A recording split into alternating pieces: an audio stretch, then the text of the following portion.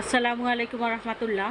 আমি লিজা আক্তার আমাদের YouTube channel থেকে জানাচ্ছি আপনাদের সবাইকে স্বাগতম। আজকের ভিডিওতে আমি আলোচনা করব বিশল্যকরণী গাছের উপকারিতা নিয়ে। প্রিয় দর্শকবিন্দু, বিশল্যকরণী গাছের উপকারিতা জানতে সম্পূর্ণ ভিডিওটি না টেনে মনোযোগ দিয়ে দেখুন। বিশল্যকরণী মূলত ক্ষত নিরাময়, রক্তপাত বন্ধ এবং চর্মরোগ দূর করতে অত্যন্ত কার্যকারী একটি ভেষজ উদ্ভিদ। এটি প্রাচীনকাল থেকেই তার ঔষধি গুণের জন্য সমাদৃত।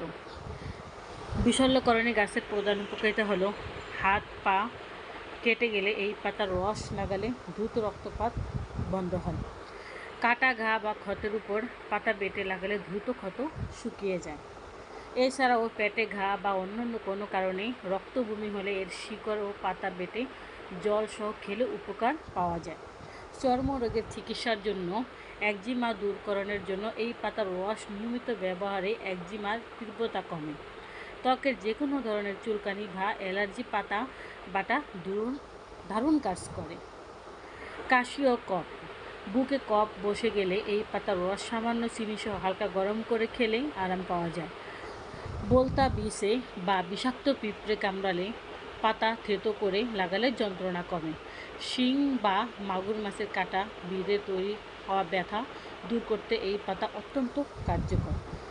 বিশল্যকরণী ব্যবহারের ক্ষেত্রে কোনো নির্দিষ্ট শারীরিক জটিলতা থাকলে বা অভ্যন্তরীণভাবে সেবনের আগে একজন বিশেষজ্ঞ আয়ুর্বেদ চিকিৎসকের পরামর্শ নেওয়া উচিত।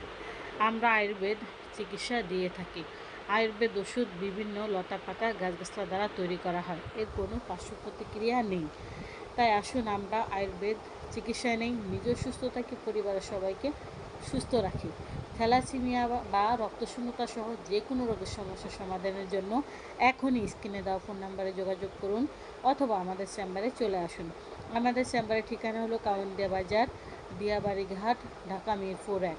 প্রিয় দর্শকবিন্দু, এত সময় আমাদের সাথে থাকার জন্য আপনাদের সবাইকে অনেক অনেক ধন্যবাদ।